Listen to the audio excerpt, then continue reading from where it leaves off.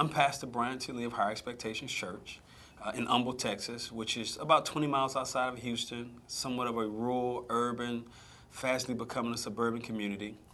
UBA gave me an opportunity coming from St. Louis to Houston to be immediately immersed with the other groups of pastors around the city, so I didn't feel like I was all alone.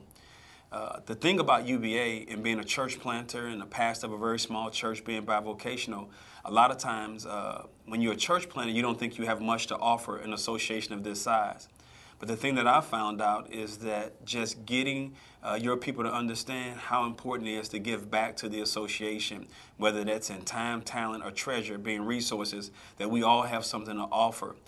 What I like most about UBA is its emphasis on community transformation. What I found to be probably most intriguing coming from the context that I've came from is that whether you want to start a house church that's geared towards reaching Indians or Haitians or Africans from Nigeria, or if you want to be a traditional purpose-driven church, or if your model is to be like Willow Creek, whatever it is, UBA gives you the opportunity as a church planter and as a pastor to go for that dream that God has placed in your heart. And then the thing that I like is that they just provide you with so many learning communities to expand you as a pastor.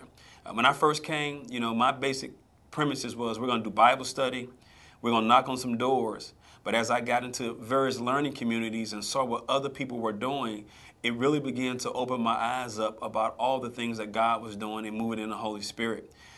One of the greatest things about UBA, and I think is an underused tool, is the library. A lot of church planners, you don't have resources, you don't have money. Surely you can't go out and buy every book, but they have a library that's absolutely free.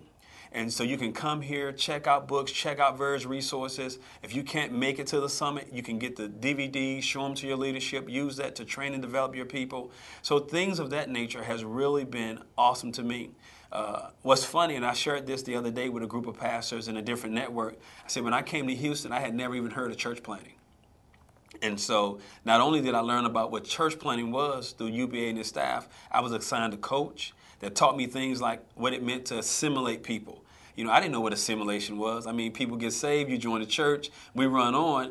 But through partnerships with NCI, I found out what it meant to really assimilate your people, what it meant to really have a plan, what it meant to really have an impact. And so today, as a church planter and as a pastor, we're looking at trying to plant 100 churches in my lifetime, something that was just way out of reach for me before I came to UBA. And we're already on our way. We've already helped plant a couple of churches, and now we're looking at how can we strengthen other pastors to help them break the 100 barrier, and then go on beyond that. So all that happened as an association. All that happened because of coming to the association and learning. I'll never forget, I got a call one day, and they said, "Hey, Bryant, can your church use some computers?" I'm in a very underserved area. 48% of our kids drop out of high school. Most of them don't have the resources at home. Our local library has 6 computer units in it. So if you're not there, you only get about 30 minutes a day. Surely not enough time for kids to study. And I came over to UBA, and they had almost a dozen computers laid out for me. So we were able to take those computers, get the applicable software, and then issue those out to kids in our community. And it made such a huge impact. Did we get any members to our church from that? Maybe 1 or 2, but that wasn't what it was about. It was about making a community impact. And so we had the opportunity to do that through UBA. Before I came to UBA, I didn't even know what it meant to go on a mission trip. And so next year we'll be going to Costa Rica and to Haiti. But we didn't even think about missions in the church that I came out of because it just wasn't something that was put on the forefront. Getting expanded in that way, realizing that what it means to take the gospel to the whole world. So UBA was very instrumental in helping me see a much bigger and broader picture and really how the whole church ties together. So I encourage anybody or any pastor in our community in the local area that's out there all alone, not really kind of feeling his way in the dark, to hook up to become part of UBA.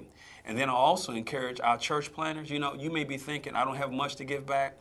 But if you just started giving $10 or $25 or just commit that by the end of the year, as we do every year at High Expectations Church, that we've committed to a dollar figure that we're going to make sure we give back to the association so that other guys who come after us can get the same kind of service, who can get the same kind of training, can get the same kind of encouragement that we got.